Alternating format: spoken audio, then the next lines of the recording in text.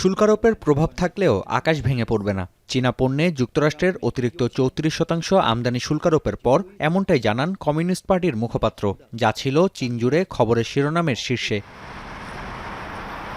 ৮ বছর পর শুল্ক ঝড়ের প্রত্যাবর্তনে বিশ্ব যখন ব্যতিব্যস্ত সমঝোতায়, তখন ভিন্ন পথে চীন। ট্রাম্পের ঘোষণার ৪৮ ঘণ্টার মাথায় ওয়াশিংটনের পণ্যে পাল্টা শুল্কারোপ ঘোষণা করে বেজিং, যার অর্থ হল বাণিজ্য যুদ্ধের জন্য সম্পূর্ণরূপে প্রস্তুত শি জিনপিং প্রশাসন। ক্ষতি সামাল দিতে স্থানীয় অর্থনীতিতে আসতে পারে বিভিন্ন প্রণোদনার ঘোষণা।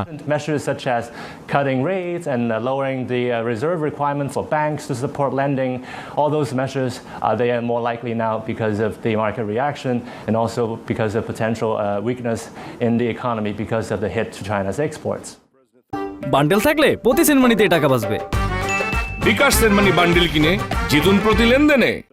চীনের পাল্টা পদক্ষেপে বেজায় চটেছেন ডোনাল্ড ট্রাম্প। মঙ্গলবার নাগাদ যুক্তরাষ্ট্রের পণ্যের ওপর শুল্কারোপ প্রত্যাহারের আলটিমেটাম দিয়েছেন মার্কিন প্রেসিডেন্ট। অন্যথায় বুধবার থেকে চীনা পণ্যের ওপর আরোপ করা হবে অতিরিক্ত ৫০% শুল্ক। তবে মার্কিন শুল্কারোপের কারণে ঘুরতে পারে চীনের অর্থনীতির চাকা। বিশ্লেষকদের ধারণা, শুল্ক যুদ্ধের সুযোগে বিশ্ববাসীর জন্য নিজেদের বাণিজ্যের দরজা উন্মুক্ত করতে পারে চীন। ইতোমধ্যেই জাপান ও দক্ষিণ কোরিয়ার সঙ্গে শুরু হয়েছে অর্থনৈতিক আলোচনা। অর্থনীতিকে বাঁচাতে চীনের ঘনিষ্ঠ হতে পারে ইউরোপও। We've been working on strengthening our relationship with one of our strategic partners, which is China, for the past few years already, with a strong diplomatic effort from the Spanish side.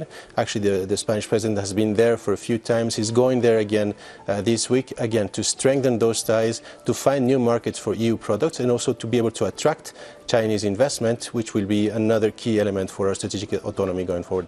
শুল্ক ঝড়ের কারণে বিশ্ববাজারে ৪ বছরের মধ্যে সর্বনিম্ন অবস্থানে জ্বালানি তেলের দর, যা সুফল বয়ে এনেছে বেইজিংয়ের জন্য। কারণ বিশ্বজুড়ে জ্বালানি তেল আমদানিকারকের তালিকায় শীর্ষস্থানে রয়েছে চীন।